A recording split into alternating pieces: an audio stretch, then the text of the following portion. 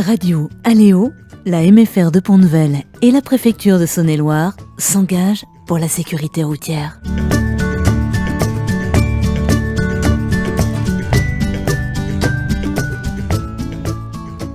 Bonjour à tous. Aujourd'hui, nous allons parler de sécurité routière et plus particulièrement du rôle des moniteurs d'auto-école. Pour en savoir plus, nous recevons Alain, moniteur d'auto-école à Paulia. Bonjour Alain. Bonjour. Nous savons que vous avez 20 ans d'expérience en tant que moniteur. Pourquoi avez-vous choisi ce métier ? J'ai eu un tournant de ma vie où j'étais pendant 15 ans dans l'industrie, où je m'embêtais un peu dans un bureau avec des anciens, et je voulais bosser avec des jeunes et dehors. Et j'ai cherché quel métier je pourrais faire, et moniteur d'auto-école, on m'a proposé ça, je savais pas, je me suis formé, c'est un diplôme que l'on passe, et je regrette pas du tout. Suite au changement des limitations de vitesse de 90 à 80 km/h en 2018, avez-vous remarqué une baisse des conduites dangereuses sur les routes secondaires ? Pas franchement. Baisser de 10 km/h, techniquement, on gagne des impacts, on gagne de la distance. Maintenant, le comportement reste le même. Les gens sont aussi dangereux. Tous les jours, je suis à 8 à 10 heures par jour dans ma voiture. Tous les jours, je vois les mêmes choses. Ça n'a pas changé, franchement. À part que les gens font un peu plus gaffe, ils cherchent le radar un peu plus. Mais pour être franc, changer les comportements, à mon avis, non. Quel comportement dangereux vous remarquez le plus ? Depuis ces 7-8 dernières années, le téléphone. Tout le monde téléphone en voiture. Tout le monde. Hein ? Les jeunes, vous savez tous que vous avez un téléphone avec du Bluetooth, avec des accessoires de voiture. On n'a pas besoin de tenir ce téléphone à la main, déjà. Après, j'explique depuis des années pourquoi téléphoner dans une voiture. Il y a toujours quelque chose d'urgent, d'après vous. Il y a toujours quelque chose d'urgent. Qu'est-ce qui peut être urgent ? Donc le téléphone, vous avez de plus en plus de certitude, c'est-à-dire que si j'ai le droit de passer, c'est à moi de passer. L'autre, on s'en fout. Pour vous, c'est ou tout blanc ou tout noir, souvent. Et justement, mon métier, c'est de vous apprendre que la vie, c'est pas toujours tout blanc ou tout noir. Des fois, c'est un peu gris. Ça a beau être à nous de passer, et s'il est un petit peu engagé, l'autre, on va peut-être le laisser passer. Et surtout, on va pas l'engueuler, on va pas l'insulter, on va pas le klaxonner. Souvent, le téléphone, et puis le fait de dire, c'est à moi, je suis prioritaire, c'est à lui de s'arrêter. Voilà, des phrases impératives comme ça. Non, des fois, allez, mon gars, passe, t'es au milieu, voilà, tu m'as doublé, c'est pas grave. Comme ça que les guerres, elles commencent autrement. Nous savons que chaque semaine en France, un jeune âgé de 18 à 24 ans meurt sur les routes. Avez-vous déjà été confronté à la mort d'un de vos anciens élèves ? Oui, pas souvent heureusement, mais dès qu'on entend ou que l'on voit un article d'un accident autour de notre secteur, de notre région, le réflexe est de se dire, est-ce qu'il était chez moi ? Est-ce que c'est un jeune que je connais ? Est-ce que je l'ai eu ? Et oui, c'est dur, j'en ai eu un, des miens. Alors on se dit pas qu'est-ce qu'on aurait pu faire, non, c'est pas de notre faute quelque part, mais c'est dur de comme tout décès, de revoir les parents, de se demander quelque part est-ce que ça peut être nous ? Oui, ça fait mal comme tout, ça fait mal, et de voir un article dans le journal le lendemain, et si c'est dans notre région, on a le réflexe, nous, notre profession, de dire est-ce qu'on le connaissait ? Est-ce qu'il était chez nous ? Puis on le garde pour nous, quoi. Donc en quelque sorte, vous vous sentiez un peu coupable ? On se demande à quel niveau on peut être coupable. Est-ce qu'il a fait une erreur que je lui ai pas appris ? Peut-être.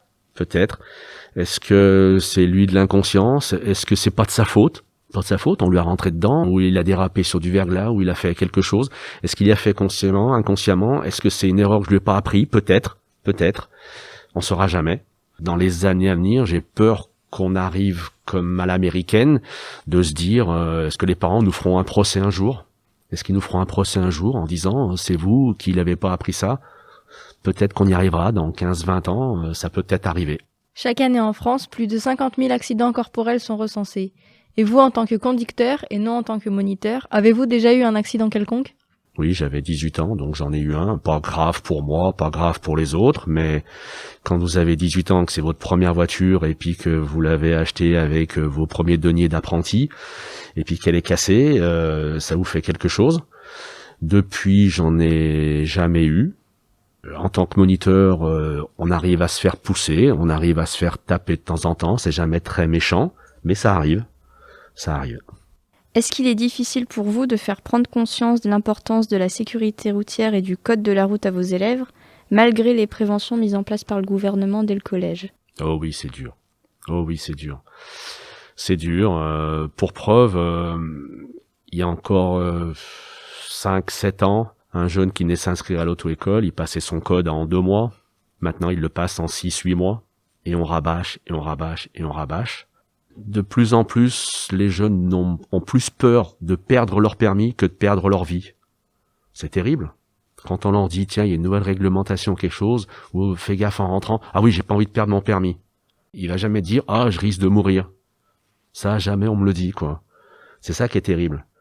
Donc, on essaie de vous apprendre des choses, mais comme toute éducation, il y en a qui écoutent, il y en a qui écoutent pas, il y en a qui s'en foutent, il y en a que... Et c'est de plus en plus dur d'éduquer. Et la prise de conscience, c'est de plus en plus aléatoire et c'est de plus en plus dur de pas passer pour un vieux schnock et qu'on nous écoute. On a l'expérience, on voit les conduites accompagnées. Quand les parents vous disent ou disent aux jeunes quelque chose, souvent ils y prennent mal. Hein, comme je dis souvent, c'est des conseils qu'ils vous donnent, c'est pas forcément des reproches. Et les parents me disent souvent, dans la voiture, c'est les réponses, c'est fous-moi la paix, c'est moi qui conduis. Mon moniteur, il m'a dit ça, faut se débarrasser de ça, quoi. Donc, c'est dur. Ouais, c'est dur. Au début de votre carrière, c'était, on va dire, plus facile que maintenant? Les jeunes avaient tendance à écouter un peu plus et à chercher le pourquoi, à poser des questions, à se demander. Il y a 15-20 ans, un jeune sur 2 qui venait à l'auto-école savait déjà faire bouger une voiture. Je dis pas conduire, hein. Savait faire bouger une voiture, ou savait les pédales à quoi elles servaient. Les manettes à quoi elles servaient. Maintenant, quasiment tous, il n'y en a pas un que les 3 pédales, il sait ce que c'est. Il découvre qu'il y a un clignotant, qu'il y a des manettes à la première leçon. Pourquoi? Parce que quand vous montez dans la voiture avec vos parents, qu'est-ce que vous faites? Vous regardez votre portable, vous regardez pas ce que font vos parents. Donc je passe déjà 5 heures à vous apprendre à vous servir de vos pédales. Voilà. Nous savons que les élèves novices ont une certaine appréhension et n'ont pas encore les réflexes adaptés à la conduite. Est-ce qu'il est déjà arrivé qu'un élève se mette en situation de danger immédiat en ne sachant pas réagir? Si oui, qu'avez-vous fait? Ça arrive. On a beau avoir l'expérience, on a beau avoir l'habitude de vos gestes, de votre comportement.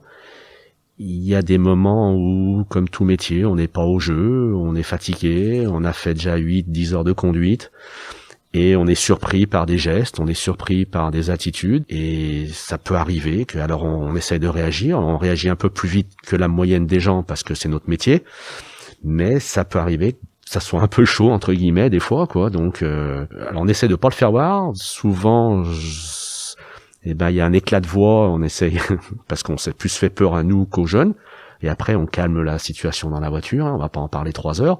Je vais pas dire aux jeunes que j'avais pas vu, malgré que des fois ça peut arriver que j'ai pas vu, ou que je dis à droite, ils partent à gauche, et ça surprend, ou que ils s'arrêtent pas au stop parce qu'il me dit là il y a jamais personne, je connais. Oui, on s'arrête pas au stop parce qu'il y a jamais personne. Oui, c'est pas une réponse. Et j'ai beau m'y attendre, il y a des fois, je suis surpris. Je ne suis qu'un homme, je suis surpris des fois, et là, faut que je réagisse, quoi. Et est-ce que ce type de situation arrive assez fréquemment ou? Non, heureusement, non. Non, parce que vous avez tous à peu près le même comportement, et comme tout métier, j'ai des habitudes professionnelles. Je vois en fonction du mouvement de votre corps ce que vous allez faire, souvent. Et on passe souvent aux mêmes endroits, et vous faites souvent les mêmes erreurs aux mêmes endroits, hein, ou les mêmes écarts aux mêmes endroits. Avec l'expérience, on connaît un peu toutes les rues, les coins de trottoir, les bouches d'égout, les trous, donc on arrive à anticiper, et on essaye de gérer ça. Alors des fois, je l'annonce aux jeunes à l'avance, ce qui les fait marrer, ou qui se demandent mais pourquoi il me dit ça, et après, pom, on est dans le trou. Je dis ouais, je t'avais dit, il y avait un trou, et vous le voyez pas. Donc on essaye de gérer, on a l'habitude, mais ça peut arriver que ça le fasse pas, quoi. Et pour conclure cette interview, une dernière question. Nous sommes plusieurs dans la classe à bientôt devoir passer le permis ou bien le code. Aurez-vous un conseil à nous donner? Être assidu. Mais ça, c'est comme tous les profs. Hein, ils vont vous dire, il faut réviser, et puis être curieux, et demander pourquoi, et pas apprendre du par cœur. Le code, de plus en plus, vous apprenez du par cœur. Ah oui, mais la dernière fois, tu m'as dit qu'il y avait ça. Eh oui, mais là, c'est pas la même situation. Donc, essayez d'apprendre. Venez assez souvent, je vous dis, sinon, on attend. C'est fastidieux de faire du code. C'est fastidieux, et ça peut être vite fait, comme tout apprentissage, comme toute leçon. Une fois que c'est fait, c'est fait. Donc ça peut être vite fait, et ça peut être très long, mais si c'est vite fait, c'est débarrassé, vous l'avez pour toute votre vie. Et après, la conduite, pareil, si vous venez pendant les vacances tous les jours, vous allez beaucoup plus vite apprendre que si vous venez une fois par mois. Et si vous faites la conduite accompagnée, vous êtes nettement meilleur que si vous faites une conduite normale, puisque vous avez de l'expérience, vous allez voir des villes différentes, des situations différentes, vous allez faire beaucoup plus de kilomètres que les autres. C'est une grande différence, quoi.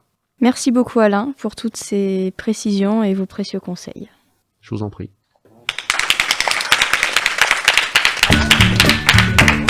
Cette émission a été réalisée par les élèves de terminale Bac Pro Service aux personnes et au territoire de la Maison familiale rurale de Pont-de-Vel en atelier avec Radio Aléo.